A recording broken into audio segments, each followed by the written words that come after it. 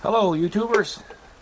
Well, Saturday morning, it's starting to snow, then it's supposed to turn to freezing rain, then to rain, and really not a fit day to do anything out by the door, so we might as well do a couple of more projects. Worked late last night finishing the mod for the thumb, and I got that done. I think I finished around, I don't know, 10:30, 11 o'clock. But anyway, I decided I'm going to come out and I'm going to do another few jobs on the BX, seeing it's in the shop and it's dry. Well, that noise you hear, that's the furnace cutting in. Just blowing off a bit of heat. But anyway, so today, what I'm going to do, or attempt to do, is build that cover for the third function valve. Right there. Not quite sure how I'm going to do it yet, but I'm going to do it. And I'm going to do it with my metal of choice, which is 1/8 aluminum plate. Yeah, it takes a little bit more time to work with the aluminum, but I'll TIG weld it. I'm going to be using a Spectrum 875 Miller plasma, which is right there. And I'm going to be using a Dynasty DX200, which is right over there. And I'm probably going to use one of my homemade press brakes, which is right there. And hopefully I can make that look a little bit better. It's going to be another couple of little mods that I'm going to do later on too in this video, so stay tuned. I'm going to start at it now. I did have somebody ask me a strange question the other day, and they asked me, do I listen to music of all things when I'm working? And the answer, yes, most definitely. What I do is I have my iPad, which is over there, and I'll just turn it on, and there's music waiting to be there's music queued up there. And how I listen to it is I listen to it on a Bose Wi-Fi system. I can pretty well put that anywhere in the shop. It's got a real nice sound, and it broadcasts the music through Wi-Fi. By Wi-Fi through the iPad. And I'm going to tell you, like, it's unbelievable, the sound. I would give you a demonstration, but what happens is, as soon as I turn on some music, I get this third-party copyright thing from YouTube, and yeah, it's a flags go up then, and I said, ah, the heck with it, so I'm not going to be playing any more music on my videos anymore. So let's get going, and I'll show you some progress pictures or some progress videos as we go. Well, I had to stop and clean up the shop. It was just too many tools accumulating around from last night's project. So I'm getting ready now to cut that bit of aluminum. I'm going to switch on the plasma, and I'm going to cut the length of it, and the rest of it I think I'll pretty well be able to cut with the iron worker, so it'll make a better cut. The plasma's good, but I really enjoy using the iron worker because it does such a clean cut. So let's see how she goes.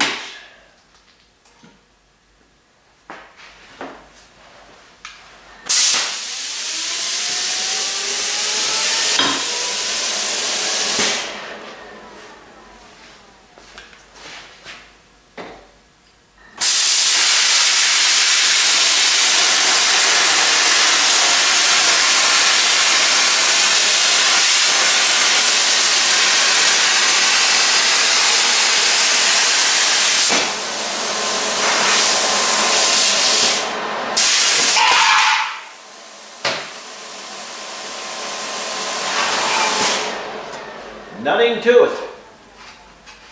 Just a matter of doing it. That's pretty cool. It's a nice cut. That's what I like about the plasma. It's quick and it's efficient, and you don't burn your hands after you cut it. So I can turn that off now for another little while and start doing some bending. Now, you know, there's some do's and don'ts when it comes to working with aluminum. one of the don'ts is you don't contaminate the aluminum, because when you go to weld it, you're going to know it's contaminated.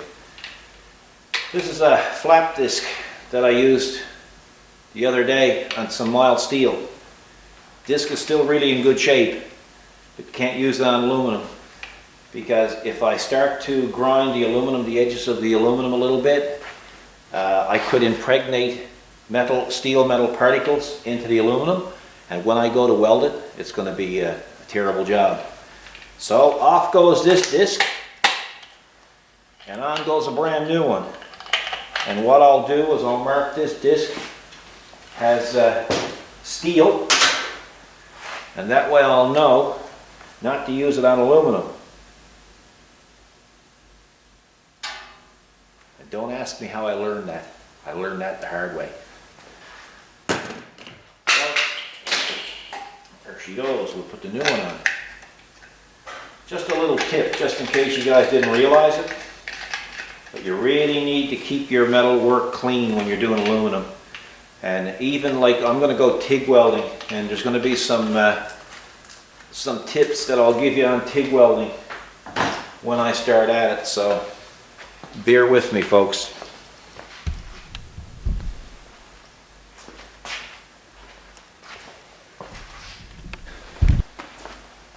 Okay, now let's see what I got to do.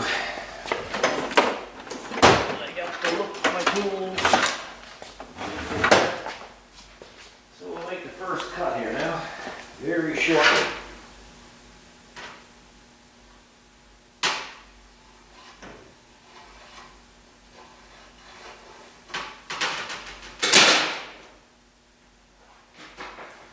Time for the iron worker.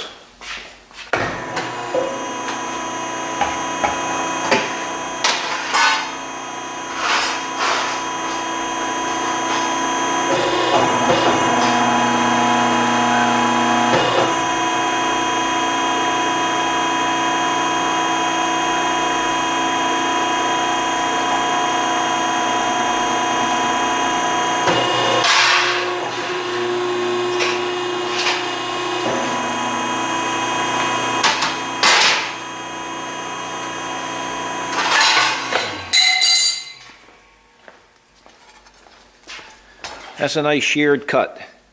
That's what I like about the iron worker.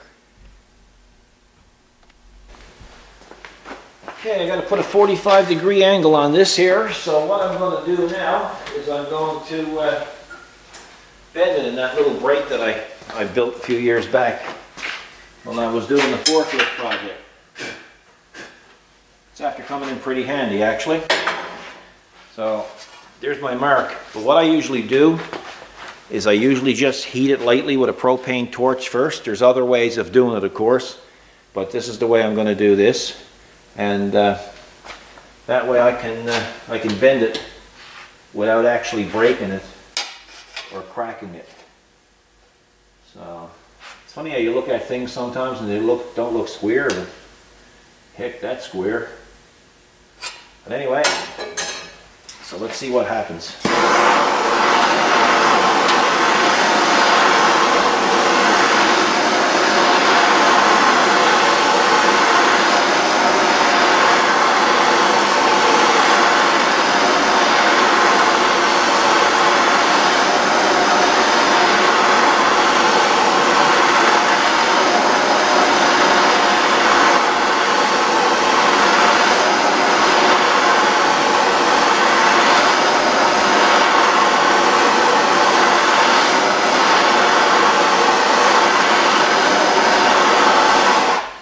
That should do it, hopefully.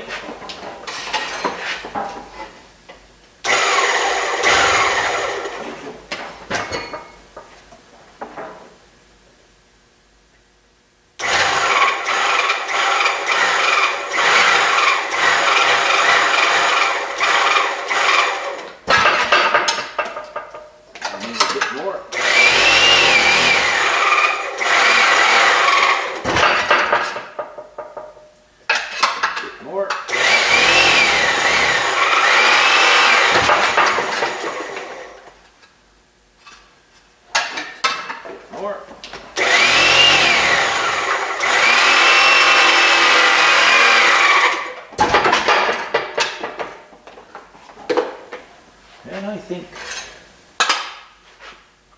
that will do it. That's as close enough to perfect as I can pretty well get. So continuing on, as they say. Okay, now I got to cut a notch out of this for where the quick couplers connect on. This is not really going to be a weatherproof type of enclosure for the valve. It's going to be more to clean it up and make it look a little more tidy, so you don't see all the old ugly solenoids and all the wiring and stuff. It's just going to be like boxed in type of thing. That's my goal, and well, I just think it'll clean it up a little bit better. So I'm going to cut this freehand. See how this goes.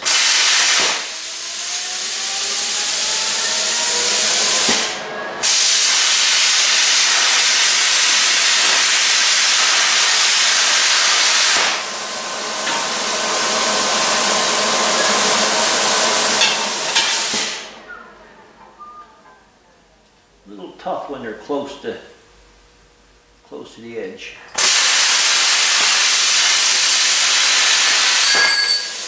But we got it. And that piece that I just cut out, I might be able to reuse that for this piece. Yeah, I will. So you got to be careful going close to the edge. So what I'm going to do now is I'm going to clean it up a little bit with the grinder, and then I'm going to weld this piece on here like that. So we'll see what happens. Okay, I got to cut a little bit off of this plate. I couldn't use the other small piece. It was just going to be a little bit too small. So I got a full sheet of this stuff. So there's plenty of material to go by. But I'm going to use the notcher this time to cut that off.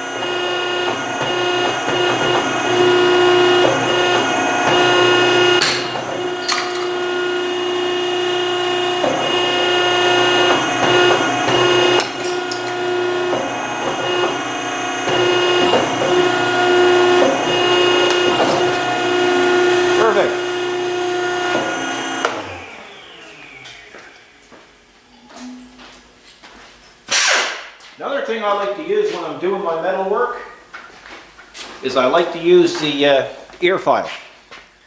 This is a great ear file. It's Dynabraid, and it's a real good system. You do nice fine work with it, but they're not cheap, but they're good. Anything cheap is usually not good.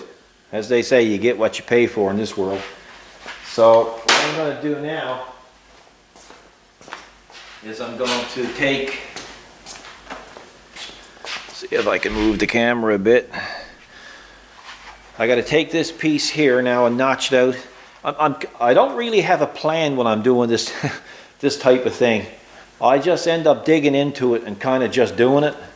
So there'll be changes along the way, and it'll all make sense when you see it put together. But basically now what I need to do is I need to TIG weld that onto there.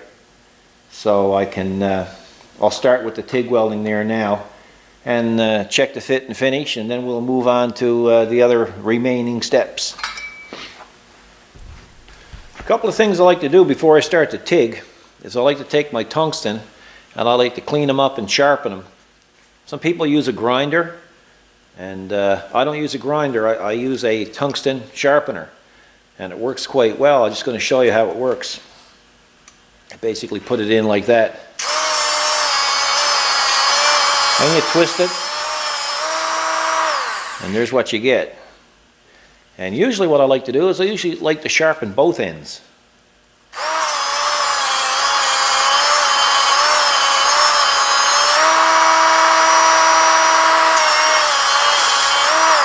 The reason why I like to sharpen both ends is because if you're welding and you happen to just touch the tip, you don't have to stop your weld. Just take out the tungsten, turn it around, and start back welding again, which is quite handy. this here sharpener, this will also cut off your tungsten if it's contaminated and resharpen it there. It's got different sizes, different angles, so it's a pretty handy tool. It's sold by Arc Zone. Really nice tool, had it for a while. It's variable speed, so you can't go wrong if you're TIG welding. Another thing I like to do before I start TIG welding, I like to take my long TIG rod and I like to cut them in half. And cut them in half does two things for you. Makes them easier to handle, and another thing it is, if you're TIG welding and somebody happens to be watching you or walking by, you don't poke their eye out with the long TIG rod, or you have less chance of doing it. And I guess, well, I should have said three things. The third thing that I like to do is I have acetone. And I like to take some acetone and I like to clean up the TIG filler rod before I start welding. Now guys, beware of acetone. Acetone can get into the pores of your skin and attack the central nervous system and do all kinds of strange things. So, you know, wear some gloves. And this is a special bottle that I use. It don't come with the acetone in it. I just put the acetone in it and I just rub it up and down the rod. And I'm telling you, all these TIG rods, they are dirty. So the cleaner your work, the better the job. And as you can see, it's dirty.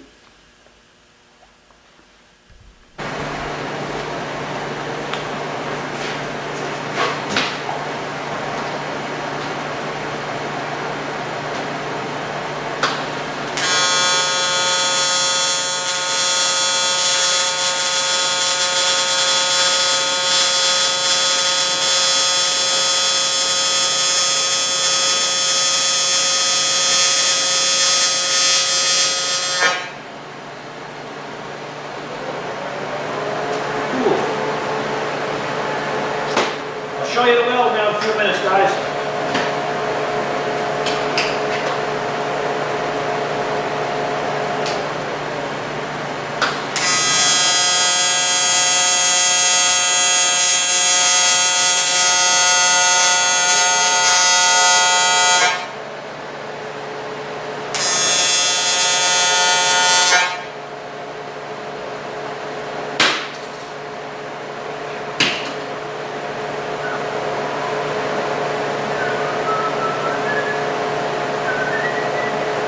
Kind of overkill, but this will give you an idea. See if you can see that. But anyway, that's my TIG weld. So it might be a little bit rusty because it's my first time starting out for a few days with it, but I think it's acceptable. I'll clean it up a little bit and we'll see what happens then. I gotta punch a slot in here for the wiring to be able to slide in, and so I'm going to set up the Edwards iron worker here now with the special punch, the oblong punch. I'm going to punch the hole there so that when I'm pushing this in, the wire will slide in over the slot, so that way I don't have to lengthen the wire and just clean it up a little bit. So it's a bit of a pain changing these things over, but considering the results you get from it, it's well worth it. So you got to put the die down below and the cutter up above. And in this case, we're using a 5/8 by 1 oblong. See if I can get that light out of your eyes. So we shall see if we can get this hooked on. It's still snowing out, so it's a good day to be doing this.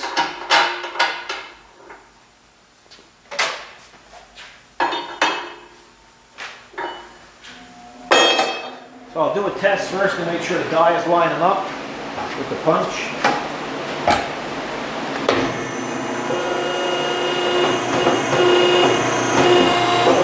And it is. Now you shouldn't use these things without the guard, but in this case Don't do as I do as I say. I'm going to use it without the guard because it's a bit of aluminum. There's nothing there to hurt.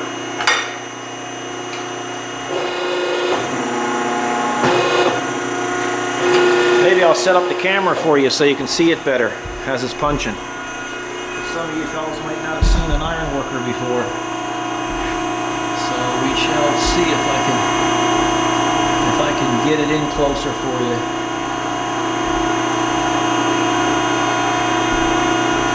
I'll lock it up here, so okay, cool.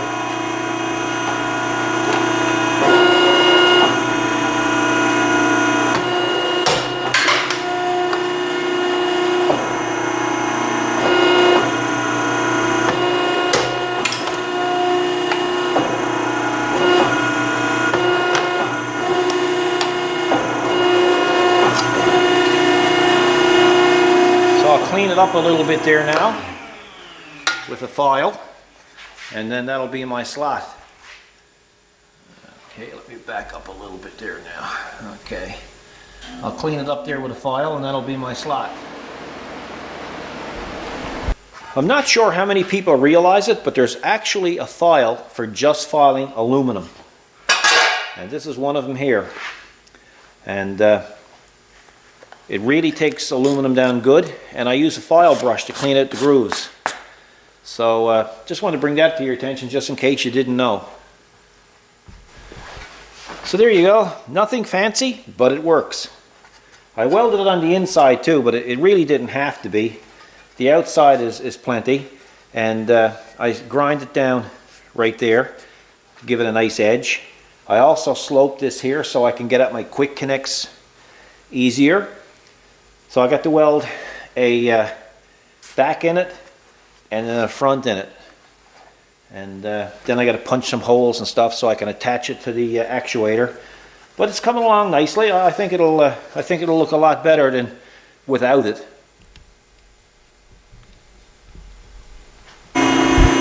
Okay, guys, I got to take some drastic measures here. Now I got to cut this section off here. This is going to be down by your feet, so it'll give you a little bit more leg room. So I'm going to use the notcher, obviously, for this. Like I say, I'm not doing any patterns or anything. It's just I'm doing this as I'm going. That's all.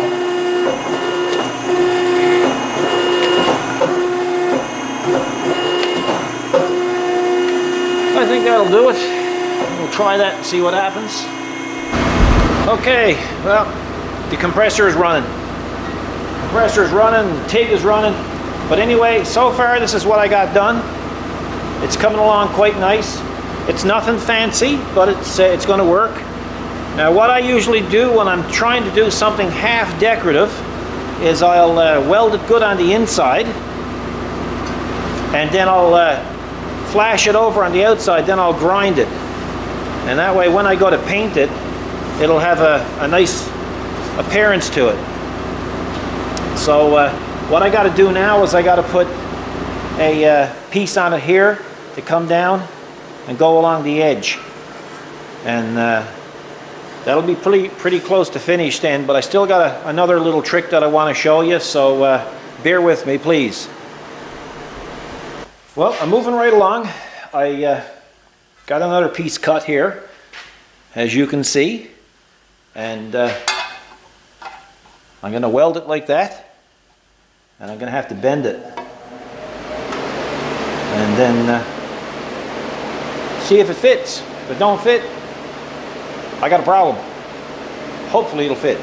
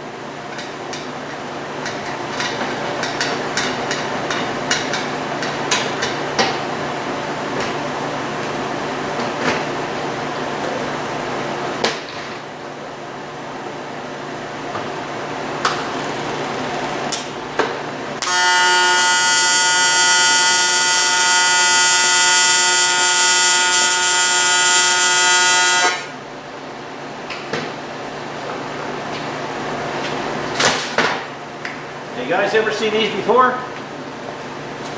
Vice grip clamps, but they're actually made for welding.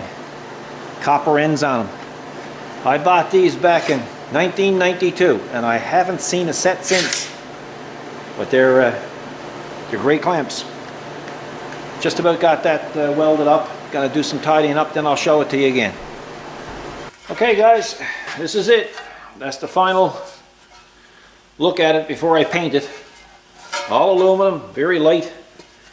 Kind of an odd shape, but I had to do it that way to get it to fit on over the solenoids or the valves. So it's strong, and I think it'll look pretty good. So when we come back the next time, you'll see the finished product.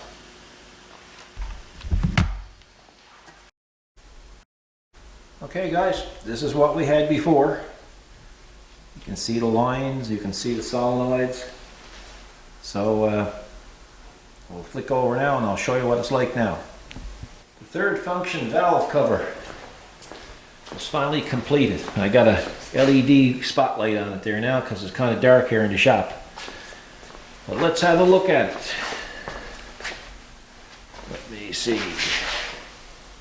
There it is there. Maybe if I turn off the light you'll probably see it better. I don't know. And there it is. That's the cover. Took pretty well all day to build it. And you can see I can still get at my quick connects. And we called it Command Center. Wifey did all the graphics. And she did a pretty good job, as usual. See if I can get a picture up front there. Yeah. There you go. So I think it cleans it up a good bit.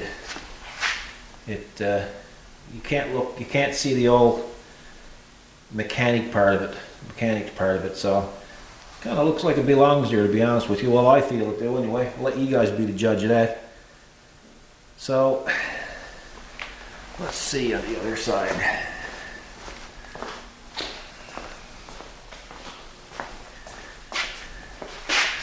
Yeah, can't really see it.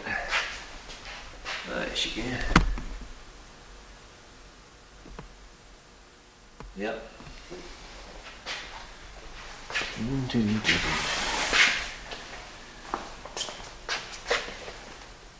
There it is, and it can't be no tizzer, as they say.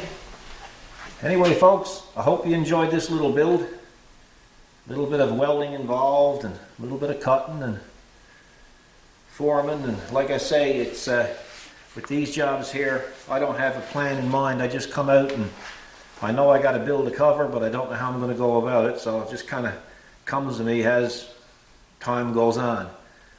So you guys might have a dozen different ways that you would do it, but this kind of fits real well for me. It's easy to take off, and if I have to service the valve for any particular reason, and I think it looks okay. So I hope you enjoyed it. If you did, you got any comments, please make them. Got any questions, make them. If you haven't subscribed, please do so. I'll be doing another mod tomorrow. I was going to go at the grapple, put some grease nipples on it, but oh no, the day just ran out. I need a 48-hour day pretty well for me to catch up with it. It's just amazing how much time that you can spend on a new tractor. But anyway, if we want enhancements and we want them to look better, this is what we got to do. So folks, thanks a lot for watching. Appreciate all your comments, and if you haven't subscribed, please do so. And if you get a chance, check out our website at www.specialtyrepairs.ca. Take care, guys.